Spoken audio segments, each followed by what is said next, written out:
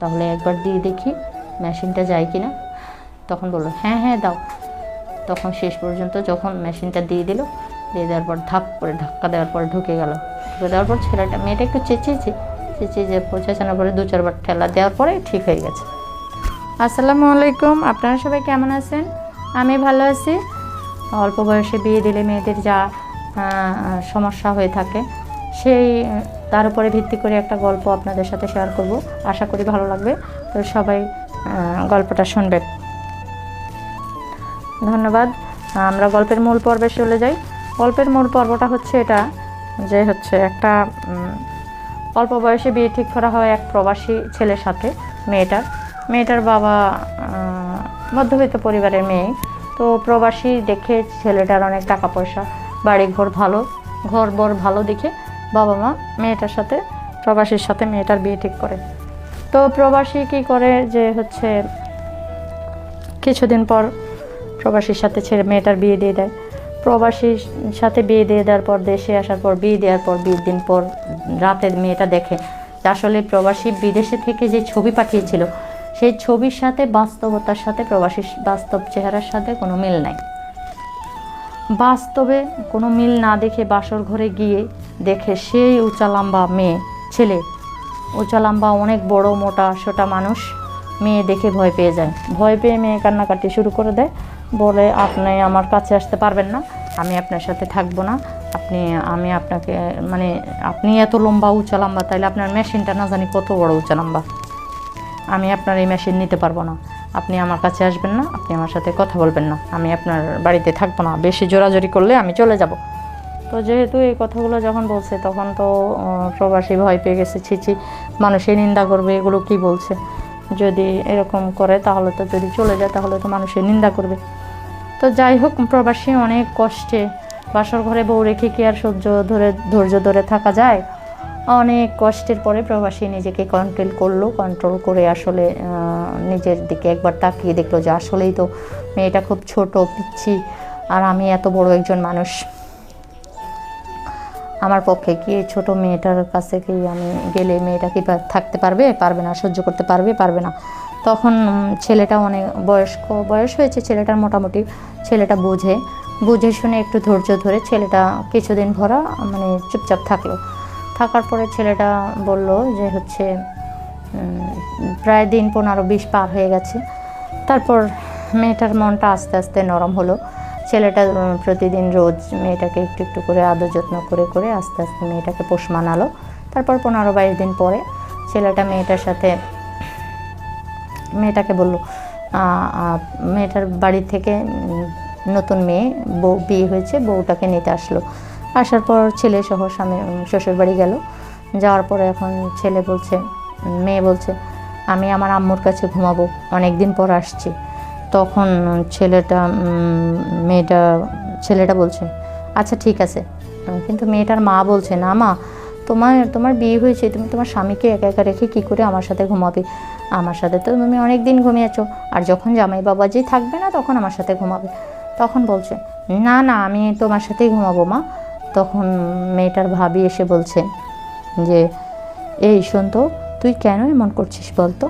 বলছে ভাবি, ওই মানুষটা তো যখন ছবি দিয়েছিল তখন তো আমি দেখেছিলাম মানুষটা মোটামুটি একজন মানুষ। আমি তো আর জানি না তোমরা আমাকে একটা হাতির সাথে বিয়ে দিয়েছো। এই হাতি দেখতে শুনতে যেমন, তাহলে হাতির জিনিসপত্রগুলোও তো এরকম, এত মোটা আর এত বড় এত লম্বা হবে। তখন ওই জন্য আমি হাতির সাথে ঘুমাবো না, হাতির উপর কোনো বিশ্বাস নেই আমার, ছেলে মানুষ। পরে ওর ভাবি বলছে আরে বোকা, মানুষ যতই উঁচু হোক, লম্বা হোক, মোটা তাজা হোক, তাই বলে মানুষ যত বড় হবে তার জিনিসও কি তত বড় হয়, তার মেশিন কি অত বড় হয়? বোকা মেয়ে একটা। ওর কী বলছো ভাবে?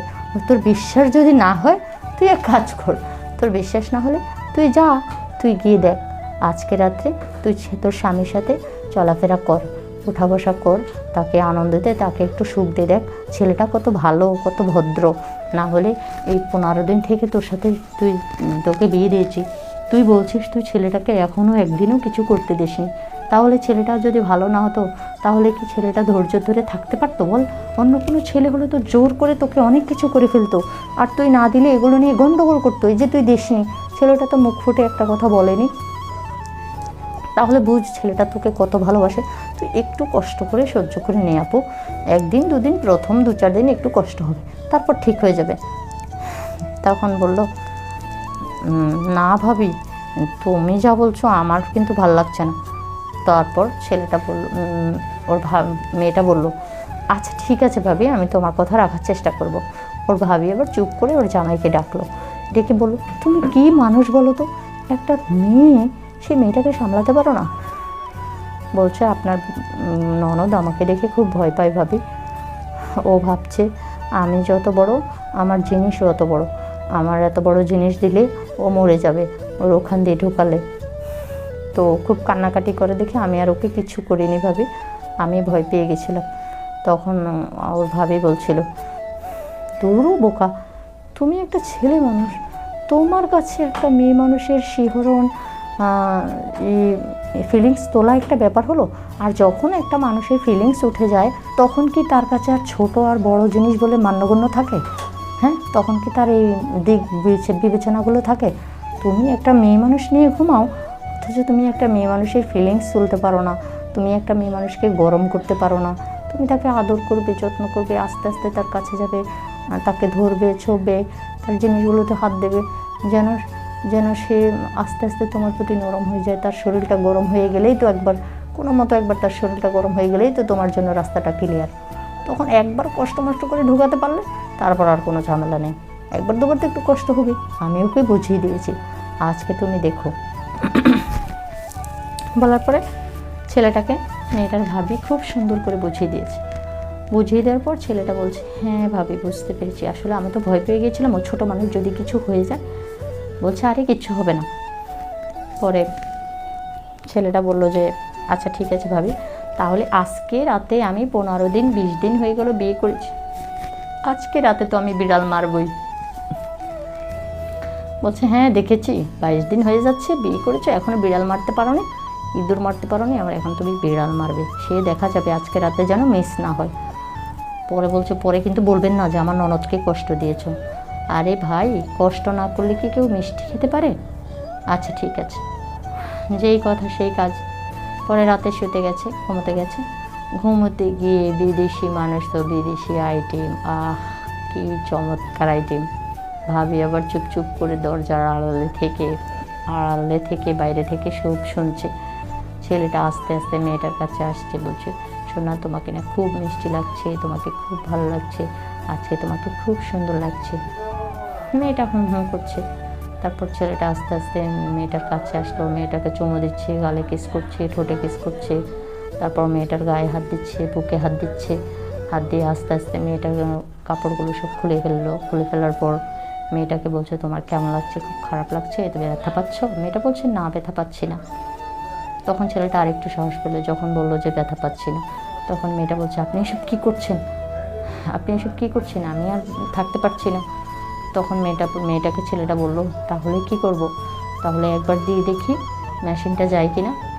তখন বললো, হ্যাঁ দাও। তখন শেষ পর্যন্ত যখন মেশিনটা দিয়ে দেওয়ার পর ধাপ করে ধাক্কা দেওয়ার পর ঢুকে দেওয়ার পর মেয়েটা একটু চেঁচিয়েছে, চেঁচানোর পরে 2-4 বার ঠেলা দেওয়ার পরে ঠিক হয়ে গেছে। হয়ে যাওয়ার পর সব কিছু শেষ করে পরিষ্কার হওয়ার পরে মেয়েটা বললো, কি তুমি একটু আলোক করো তো কাপড়টা, আমি একটু দেখি তোমার জিনিসটা কত বড়। পরে মেয়েটা দেখলো যে না, জিনিসটা স্বাভাবিকই, কোনো সমস্যা নাই, ঠিক আছে। তখন মেয়েটা বলল, আসলে কি, আমি না ভয় পেয়ে গেছিলাম, আমি ভেবেছিলাম টিভি যত বড় হয় রিমোটও তত বড় হয়। আসলে আমি তো আর বুঝতে পারিনি যে তুমি এত বড় দেখে তোমার জিনিসটা এত বড় হবে।